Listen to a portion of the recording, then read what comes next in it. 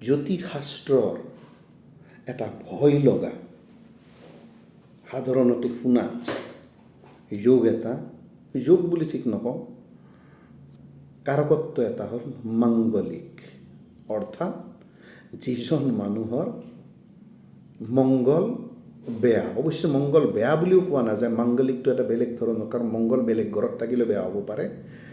মাংগলিক মানে হ'ল সেই মংগলে সেই মানুহজনক ভাল ফল নিদিয়ে।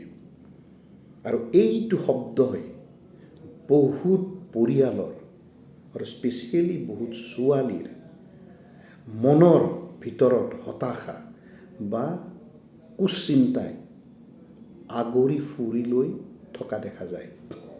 আৰু আচৰিত ধৰণৰ কিছুমান প্ৰতিকাৰৰ কবলত পৰিব লগা হয়।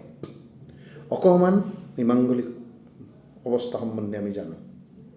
সাধাৰণতে আমাৰ জ্যোতিষশাস্ত্ৰত কয়, মংগল গ্ৰহ কাৰোবাৰ কুণ্ডলীত 1 নম্বৰ ঘৰ অৰ্থাৎ লগ্নত, 4 নম্বৰ ঘৰ, 7 নম্বৰ ঘৰ, 8 নম্বৰ ঘৰ, 12 নম্বৰ ঘৰ আৰু কিছুমানৰ মতে 10 নম্বৰ ঘৰত যদি থাকে, তেতিয়াহ'লে সেই কুণ্ডলীখন আমি চিধি ডিক্লেয়াৰ কৰি দিওঁ মাংগলিক। কিন্তু সঁচাকেই কাম কৰে জানো?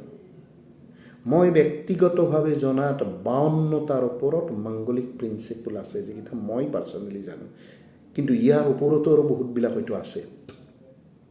চ' এই মাংগলিক দ্ৰব্যৰ কেইটামান লিমিটেড মাংগলিক যোগ যদি থাকে, তেতিয়াহ'লে হয়তো সেইখন কুণ্ডলী চেঞ্চিটিভ হ'ব পাৰে।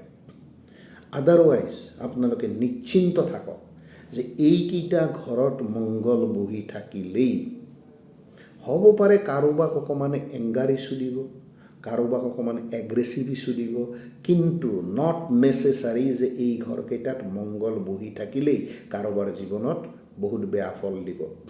9 নম্বৰ ঘৰৰ মংগল কোনোদিন মাংগলিক বুলি কোৱা নাযায়, কিন্তু 9 নম্বৰ ঘৰৰ মংগল য'ত মোৰ তাত বহুত কুণ্ডলী আছে, বহুত ভয়ানকভাৱে কাম কৰিছে লাইফত। কিন্তু কেনেকৈ?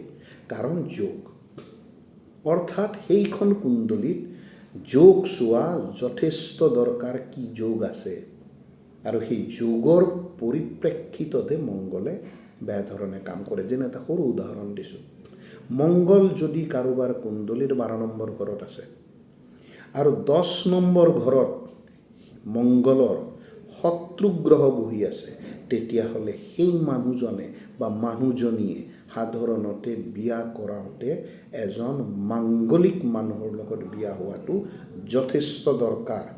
নহ'লে আগৰ জীৱনত হয়তো বহুতখিনি অসুবিধাৰ সন্মুখীন হ'ব পাৰে।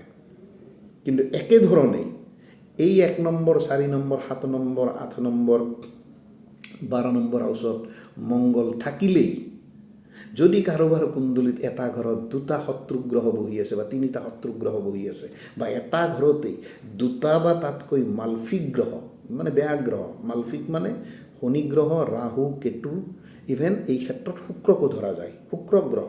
এতিয়া এই ক্ষেত্ৰত শুক্ৰ কিয় মালফিক সেই বিষয়ে আমি পিছত আলোচনা কৰিম, মানে মালফিক বুলি ধৰা যায়। চ' এই গ্ৰহবিলাক যদি 2টা গ্ৰহ একেটা ঘৰত বহি থাকে, তেতিয়াহ'লে মংগল এইকেইটা ঘৰত বহি থাকিলেও সেই মানুহজন বা মানুহজনীক মংগলৰ বেছি এফেক্ট ইণ্টেনচিটিৰ কবলত নপৰে। বা আকৌ কৈছোঁ, সাধাৰণ এগ্ৰেশ্যন, সাধাৰণ খং থাকিব পাৰে। চ' সদায় এটা বস্তু চাব লগা হয় যে মাংগলিক দোষ বুলি আমি যাকেই কওঁ, সেই দোষৰ যোগ কি আচলতে কুণ্ডলীখনত, এইটো আটাইতকৈ দৰকাৰ চাব জনা। তাৰ পিছতে এজন মানুহক আমি প্ৰেডিক্ট কৰিলে হয়তো সেই মানুহজনৰ জীৱনৰ 90% বা 95% ডাইৰেকশ্যন ৱাইজ মিলিব পাৰে। 100% এইকাৰণে নকওঁ, কাৰণ যি পৃথিৱীত এই সংসাৰত প্ৰত্যেক মানুহৰ প্ৰথম হ'ল কৰ্মা। কৰ্মা যদি ভাল হয়, হয়তো বাই ডিফল্ট এনেই আকৌ 15-20% কমি যাব। চ' নমস্কাৰ, এই বিষয়ে সবিশেষ লগ পাম, কথা পাতিম মোৰ ট্ৰেইনিঙৰ সময়ত। মোৰ যিবিলাক ফ্ৰী ক্লাছ তাত আপোনালোকে জইন কৰিব, এষ্ট্ৰলজিৰ এই পেজটো ফ'ল' কৰি ল'ব আৰু আগত আমি সেই সম্বন্ধে জানিম। নমস্কাৰ, ধন্যবাদ।